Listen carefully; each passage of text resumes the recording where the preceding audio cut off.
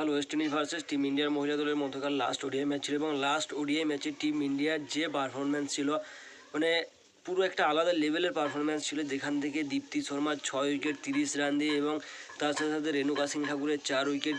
আমরা যেরকমটা ভেবেছিলাম যে প্রথম ইনিংসে টিম ইন্ডিয়া যেভাবে ডমিনেট করেছে সেকেন্ড ইনিংসটাও ঠিক সেরকমভাবে ডমিনেট করেই কাটবে, কিন্তু আমরা কতটা ভুল ছিলাম সেটা কিন্তু সেকেন্ড ইনিংসের শুরুতেই আমাদেরকে ওয়েস্ট ইন্ডিজ বুঝিয়ে দিয়েছিল। অর্থাৎ ওয়েস্ট ইন্ডিজ আপ্রাণ চেষ্টা করেছিল লাস্ট ওডিআই ম্যাচটা তাদের নামে করার, কিন্তু ভাগ্যবশত পুরো সিরিজটাই আমাদের নামে গিয়েছে, কারণ আমাদের ভাগ্যটা ছিল বলে লাস্ট ম্যাচটা আমরা জিতেছি, বলে কিন্তু 2-1 ব্যবধানে এই সিরিজটা হয়ে যেত যেরকমভাবে টি20 সিরিজটা গিয়েছিল। তো ওডিআই সিরিজ 3-0 ব্যবধানে ভারতীয় মহিলা দল জিতে যায়। তো ওয়েস্ট ইন্ডিজ তাদের তৃতীয় ম্যাচে অর্থাৎ তৃতীয় ওডিআই ম্যাচে ওয়েস্ট ইন্ডিজ প্রথমে ব্যাট করতে নেমে 162 রান করে, যার মধ্যে 62 রান তো চেন্ডলি হেনরি থাকে যে 61 রান করে, সিমাইনে ক্যাম্পবেল 46 রান করে এবং আলিয়া করে 22 রান। অর্থাৎ ওয়েস্ট ইন্ডিজের 3জন ব্যাটারে রান করে, যার মধ্যে সর্বাধিক রান আবার 61 রানের 162 রানের মধ্যে।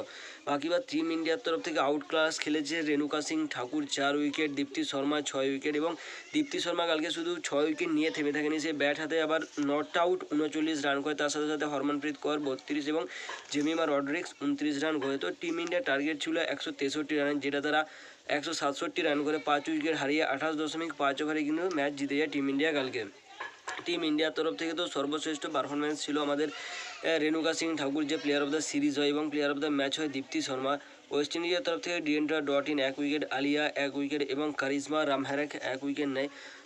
3-0 ব্যবধানে যেভাবে আমরা ওয়েস্ট ইন্ডিজকে হারিয়েছি এবং 3-0 ব্যবধানে আমরা যেভাবে অস্ট্রেলিয়ার কাছে হেরেছিলাম, দুটোর মধ্যে আকাশ পাতাল ছিল। একটা তো আমাদের পুরো কী বলবো আউট ক্লাস করে আমাদেরকে ছেড়েছে অস্ট্রেলিয়া, যেখানে তাদের পারফরমেন্স আউট ক্লাস ছিল, এবং কালকে যেভাবে আমরা আউট ক্লাস করে ছেড়েছি ওয়েস্ট ইন্ডিজকে, সেটা কিন্তু আলাদা ছিল, একটা আলাদা লেভেলের একটা আমাদের আউট অর্থাৎ ট্যুর ছিল এবং একটা ওয়েস্ট ইন্ডিজের ট্যুর ছিল। দুটোর মধ্যে আলাদা আলাদা পার্থক্য, আলাদা আলাদা টিম, কিন্তু ডমিনেটিং টিম দুটো সাইডেই ছিল। ওয়েস্ট ইন্ডিজের যে পাওয়ার আমরা দেখেছি সেই পাওয়ার কিন্তু কালকে আমাদের নজরে আসেনি। এর পাশাপাশি বক্সিং ডে টেস্ট ম্যাচের তৃতীয় দিন আজ, এবং তৃতীয় দিনটা মোটামুটি আমাদের নামে গেছে এটা বলতে হয়, কারণ বর্ডার গাভাস্কার ট্রফির চতুর্থ ম্যাচটা শুরুটা যেভাবে আমাদের জন্য গিয়েছিল সেটা খুবই ভালো ছিল না। কালকের দিনে রবীন্দ্র জাদেজা এবং ঋষভ পান্ত টিম ইন্ডিয়ার জন্য ব্যাট করছিল, যারা আজকের দিনের শুরুতেই তারা আউট হয়ে যায়। আজকের দিনে ঋষভ পান্ত 28 রানে আউট হয় এবং রবীন্দ্র জাদেজা 17 রানে নাথন লায়নের কোলা বলে এলবিডব্লিউ আউট হয়ে যায়।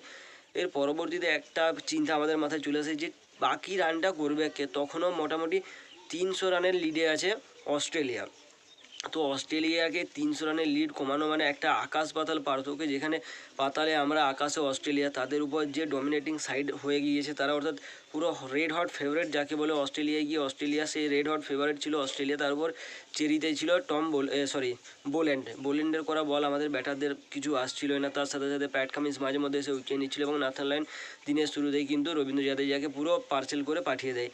সবচেয়ে বড় অবদান রেখেছে আজকের দিনে 2জন ব্যাটার, এক হচ্ছে ওয়াশিংটন সুন্দর, এক হচ্ছে নীতিশ কুমার রেড্ডি। তো নীতিশ কুমার রেড্ডিকে হ্যাটসঅফ, তার সাথে সাথে ওয়াশিংটন সুন্দরকে, তাদের দুজনের একটা অসাধারণ ইনিংস এবং অসাধারণ পার্টনারশিপ আমরা দেখতে পাই, যেখানে দুজন মিলে কমসে কম 300 বলের একটা পার্টনারশিপ হয় তাদের। 300 বল, রানটা তো বাদেই দিলাম, 300 বলের একটা পার্টনারশিপ হয়।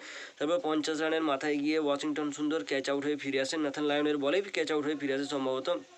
এবং একটা সময় নীতিশ কুমার রেড্ডির 99 ছিল, অপোনেন্টে মানে নন স্ট্রাইকে ছিল জাসপ্রীত বুমরাকে ফাঁসানোর জন্য প্যাট কামিন্স বল করতে আসে এবং হয়ও তাই পুরো স্লিপে গিয়ে জাসপ্রীত বুমরা ধরা পড়ে। তারপর 3 বল থাকে, যেখানে প্যাট কামিন্সের 3 বল ফেস করতে হবে মোহাম্মদ সিরাজকে 2 বলে 2টোই চেষ্টা করেছিল আউট করার জন্য, এবং শেষ বলে মোহাম্মদ সিরাজ যেভাবে ডিফেন্স করেছে, শেষমেশ নীতিশ কুমার রেড্ডির পুরো মানে কী বলে শান্তিতে নিঃশ্বাস নিতে পেরেছে, যাক এবারে আমার 100টা হয়ে যাবে। এবং নীতিশ কুমার রেড্ডির থেকে বেশি এনজয় করেছে তার 100 বা তার এই যে আজকে যে ম্যাচটা ছিল সেটা তার বাবা গ্যালারি থেকে তার ছেলে অর্থাৎ নীতিশ কুমারের জন্য প্রচুর চেয়ার আপ করেছে, এবং সেঞ্চুরি শেষে অ্যাডাম গিলক্রিস্ট তার বাবা যে জিজ্ঞাসা করে যে তোমার ছেলে সেঞ্চুরি করেছে বা তোমার ছেলের খেলাটা তোমার কেমন লাগলো, সেটা তো একটা আলাদা লেভেলের ছিল। তাই যেভাবে নীতিশ কুমার রেড্ডির সেলিব্রেশনের স্টাইল ছিল অসাধারণ। নীতিশ কুমার রেড্ডি প্রথম ম্যাচ থেকে ডিজার্ভ করতো হাফ সেঞ্চুরি, কিন্তু তার হাফ সেঞ্চুরি হয়নি, এবং আজকে গিয়ে তার হাফ সেঞ্চুরি এবং সেঞ্চুরি দুটোই হয়েছে। তো আজকের দিনে নীতিশ কুমার রেড্ডি নট আউট থেকে 105 রান করেছে এবং টিম ইন্ডিয়ার জন্য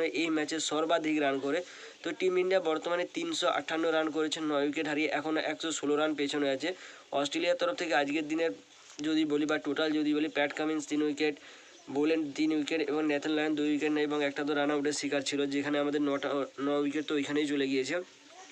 তো কালকের দিন হয়তো আর কিছুই না, বড় জোর 5-10 রান হবে, কিংবা খুব জোর হলে 4-5-10 থেকে 20 রানে ওরা শিফট হতে, কারণ নীতিশ কুমার রেড্ডি যতক্ষণ স্ট্রাইকে থাকবে ততক্ষণ রান হওয়ার সম্ভাবনা আছে। বাকি বাদ মোহাম্মদ সিরাজ 2 রান করে, এবং মোহাম্মদ সিরাজের কাছ থেকে আমরা বিশেষ কিছু আশা করছি না। কালকের দিনে যত রান হবে ততটাই মঙ্গল। তো বাকি বাদ সেকেন্ড ইনিংসে অস্ট্রেলিয়াকে যেন তাড়াতাড়ি আউট করে দিতে পারে আমাদের বোলাররা এবং আমাদের ফিল্ডাররা। বাকি বাদ ব্যাটিংদের তো রান করতেই হবে, কারণ বক্সিং ডে টেস্ট যদি আমাদের নামে হয়ে যায়, অর্থাৎ WTCর ফাইনালে যাওয়ার টিকিট আমাদের কাছে তখনও থাকছে, এবং বর্ডার গাভাস্কার দেশেই আসছে।